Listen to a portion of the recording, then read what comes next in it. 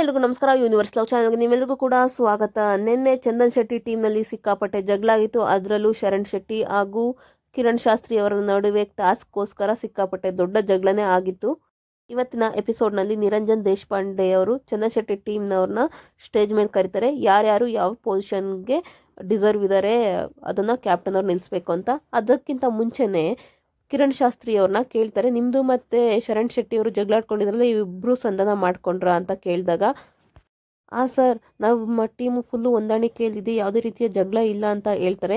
ಆಗ ಶರಣ್ ಶೆಟ್ಟಿ ಅವ್ರನ್ನ ಕೇಳ್ತಾರೆ, ಏನು ನಿಮ್ಮನ್ನ ಮತ್ತೆ ಓಲೈಸಿದ್ರ ಬಂದು ಅಂತ ಕೇಳಿದಾಗ, ಎಂಥದ್ದು ಸರ್, ಎಂಥದ್ದು ಬಂದು ನನ್ನ ಹತ್ರ ಮಾತಾಡೇ ಇಲ್ಲ ಅಂತ ಹೇಳ್ತಾರೆ.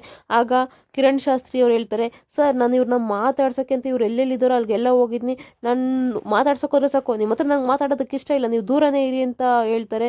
ಹೋಗ್ಲಿ ಅಂತ ಮತ್ತೊಂದ್ಸಲ ಮಾತಾಡ್ಸಕ್ ಹೋದ್ರು ಕೂಡ ನಾನು ಹೋಗಿದ ತಕ್ಷಣ ಅವ್ರು ಬೇರೆ ಕಡೆ ಎದ್ದೊಟ್ಟೋಯ್ತಾರೆ, ಹಿಂಗೆ ಮಾಡ್ತಿದ್ದಾರೆ ಸರ್ ಅಂತ ಹೇಳ್ತಾರೆ. ಅದಾದ ನಂತರ ಶರಣ್ ಶೆಟ್ಟಿ ಅವ್ರು ಹೇಳಿದ್ ಕೇಳಿದ್ರೆ ನಿಜವಾಗ್ಲೂ ಸಿಕ್ಕಾಪಟ್ಟೆ ನಗು ಬರುತ್ತೆ. ಹೌದು, ಅವ್ರು ಏನು ಹೇಳ್ತಾರೆ ಅಂದರೆ, ಸರ್, ಮಧ್ಯರಾತ್ರಿ ಬಂದು ಟಣ್ ಟಣ್ ಅಂತ ಬೆಲ್ ಹೊಡಿತಿರ್ತಾರೆ, ನಾನು ಅರ್ಧ ಬರ್ಧ ಬಟ್ಟೆ ಹಾಕೊಂಡಿರ್ತೀನಿ, ಅವಾಗ ಬಂದು ಬೆಲ್ ಹೊಡಿತಾರೆ, ಯಾರು ತೆಗಿತಾರೆ ಸರ್, ಈ ಅಪ್ಪಂದೆಲ್ಲ ಬರೀ ಹಿಂಗೇನೆ ಮಧ್ಯರಾತ್ರಿ ಬಂದು ಬಾಗ್ಲು ತಡ್ತಾನೆ ಅಂತ ಎಲ್ಲ ಹೇಳ್ತಾರೆ. ಅದಕ್ಕಂತೂ ಫುಲ್ಲು ಜಡ್ಜಸ್ ಅಂತೂ ಬಿದ್ದು ಬಿದ್ದು ನಗ್ತಾರೆ. ಅದು ಬೆಳಗ್ಗೆ ಹೊತ್ತು ಬರೋದಿಲ್ಲ, ನಂದು ರಾತ್ರಿ ಮಲಗಿದ್ದಾಗೆ ಬರ್ತಾನೆ ಈ ಅಪ್ಪ ಅಂತ ಹೇಳಿದಾಗಂತೂ ಅಲ್ಲಿರೋ ಕಂಟೆಸ್ಟೆಂಟು ಅವ್ರ ಟೀಮ್ ಮೆಂಬರ್ಸ್ ಏನಿದ್ದಾರೆ ಸ್ಟೇಜ್ ಮೇಲೆ ನಿಂತಿರ್ತಾರೆ, ಅವರು ಕೂಡ ನಗೋದಕ್ಕೆ ಸ್ಟಾರ್ಟ್ ಮಾಡ್ತಾರೆ. ಆಯಿತು ಶರಣ್ ಶೆಟ್ಟಿ ಅವರೇ, ಅವ್ರು ಏನೋ ತಪ್ಪು ಮಾಡಿದ್ದಾರೆ, ಆಯಿತು, ಅವ್ರು ಬರ್ತಿದ್ದಂಗೆ ನೀವು ಬೇರೆ ಕಡೆ ಎದ್ದೊಟ್ಟು ಹೋಗ್ತೀರಾ, ಅವ್ರೇನಾರು ಮಾತಾಡೋಕ್ಕೆ ಬಂದರೆ ನಿಮ್ಮ ಹತ್ರ ಮಾತಾಡೋಕ್ಕೆ ಇಷ್ಟ ಇಲ್ಲ ಅಂತ ಹೇಳ್ತೀರಾ.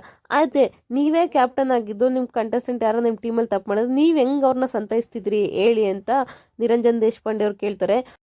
ಆಗ ಶರಣ್ ಶೆಟ್ಟಿ ಅವ್ರು ಹೇಳ್ತಾರೆ, ಸರ್, ನನ್ನ ಟೀಮಲ್ಲಿ ಏನಾರು ಹಿಂಗಾಗಿದ್ರೆ ನಾನು ಅವ್ರನ್ನ ಮೊದಲೋಗಿ ಸಾರಿ ಕೇಳ್ತಿದ್ದೆ, ಅದೇ ರೀತಿ ಹಿಂಗಿಂಗಲ್ಲ ಹಿಂಗಿಂಗೆ ಅಂತ ಹೇಳಿ ತಪ್ಪಾಯಿತು ಅಂತ ನಾನೇ ಸಾರಿ ಕೇಳಿ ಹಗ್ ಮಾಡ್ತಿದ್ದೆ ಸರ್ ಅಂತ ಹೇಳ್ತಾರೆ.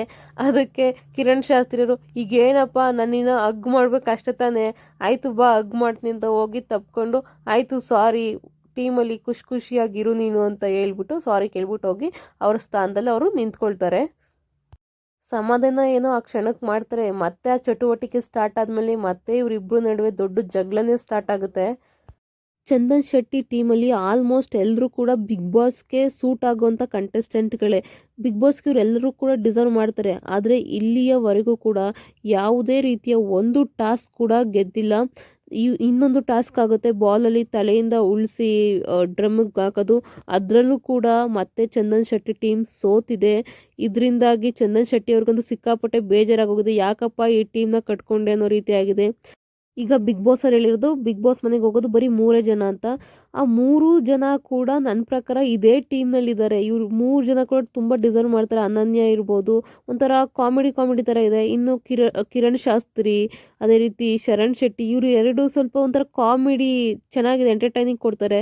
ಇವರಿಬ್ರದ್ದು ಚೆನ್ನಾಗಿದೆ. ಅದೇ ರೀತಿ ಕುಮಾರಿ ತುಂಬ ಚುರುಕಿದ್ದಾಳೆ. ನಿಮ್ಮ ಪ್ರಕಾರ ಯಾರು ಡಿಸರ್ವ್ ಮಾಡ್ತಾರೆ ಅಂತ ಕಮೆಂಟ್ ಬಾಕ್ಸಲ್ಲಿ ಕಮೆಂಟ್ ಮಾಡಿ.